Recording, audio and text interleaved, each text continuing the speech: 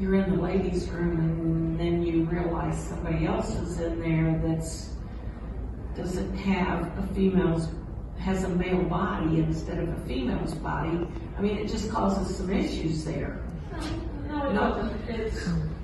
You should let people go to the bathroom. This is State Senator Elaine Gannon of Missouri. No one's there. You seem to think. Well, they probably don't realize. Yeah, exactly. That's because you have those long hair and that's been. Are you going to go through the procedure?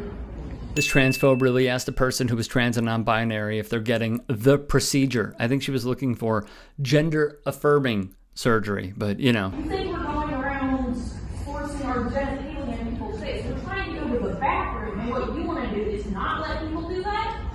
Your whole argument here is the fact that you don't want people to use bathroom.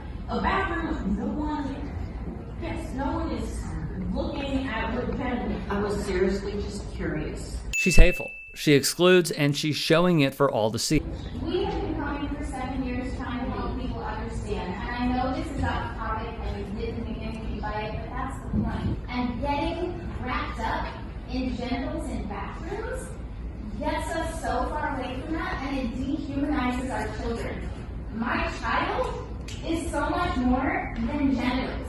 And that's what I need you to see. That's what every family who has come in here, year after year, is begging you, demanding that you see. She doesn't interrupt because she's got no argument. So what do Republicans do in this instance? In South Dakota, only girls play girls' sports. Why? Because of Governor Kristi Noem's leadership. South Dakota's Republican governor in a new national ad betting on her 2022 re-election campaign, targeting transgender athletes and promoting a bill banning trans girls from playing sports in school. Joe Biden and the Democrats are even pushing policies that would destroy women's sports. Late yesterday, the Trump administration completed a change to the Affordable Care Act, rolling back a policy that protected transgender patients from discrimination. There isn't just the Florida Don't Say Gay bill. Republicans are trying to make 2022 the year of the anti-trans bill. The Human Rights Campaign says that at least 14 transgender people have been killed so far this year. The majority of those are trans women of color. GLAAD, the Gay and Lesbian Alliance Against Defamation, says the trans women of color have a life expectancy in the United States of 35 years. Athletic teams or sports that are designated for females are open to females, and we're going to go based off biology, not based off ideology. We all know what an absolute advantage boys would have playing against girls. To play. I'm not allowed to play because I'm transgender. I don't think I deserve to be discriminated against. I mean, I'm just trying to have fun and find a hobby for me and stay in shape. I thought that's what we wanted our kids in America to do. And I'm actually staunchly conservative when it comes to the trans debate. And people say, oh, well, even if a person is trans, you should have the decency and the respect to call them by their preferred pronoun. I don't play that game. And what I always say to people is, if you have a mental disorder, that's fine. I don't need to come up to you and tell you that I think you have a mental disorder. That would be rude. Right. But when you have a mental disorder and you're now requiring that I have a mental disorder, right, to meet your mental disorder, that doesn't work for me. Which is to say that if somebody was walking around as a schizophrenic and saying that they were Superman, and then telling me that I was required to treat them like Superman, I wouldn't play the game. Mm-hmm. That's how I feel about trans. So far, over a dozen states are considering anti-LGBTQ+ laws just in 2022. And according to the report from the Human Rights Campaign, 2022 could be the most anti-trans legislative year in history. For years, the weightlifting, every ounce is like a big deal for many years. All of a sudden, somebody comes along and beats it by 100 pounds. Boom, boom.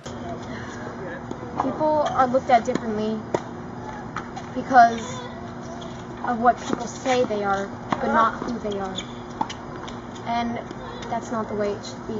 Play the culture wars and demean. It's another day from the GOP. The intent is clear as day. Marginalize the already marginalized and attack the lesser for votes. In Arkansas, state lawmakers passed HB 1570, which bans transition-related health care like puberty blockers for trans minors. HB 1570 also encourages, though not requires, health insurance companies to refuse to cover transition-related care for all trans people, even adults. That means if the governor signs it, which he's expected to do, many will not have access to the care they may eventually need at the only clinic in the state Arkansas Children's Hospital in Little Rock. The bill in Arkansas is among the most sweeping and egregious anti-trans bills this legislative session, said an attorney for the ACLU. In Texas, Attorney General Ken Paxton issued an opinion stating that various types of gender-affirming care for trans children can legally constitute child abuse under the Texas Family Code. That includes puberty blockers. Paxton also stated that, among others, teachers, nurses, doctors, daycare employees, employees of a clinic or healthcare facility that provides reproductive services have a duty to report to the state any child they think is receiving such care. He added, a failure to report under these circumstances is a criminal offense. This is the same dude who attended a dinner with a trans kid, whose dad told PBS he sits at the table, breaks bread with my children, with my family, in my loving, nonviolent, drug-free, safe, and stable home,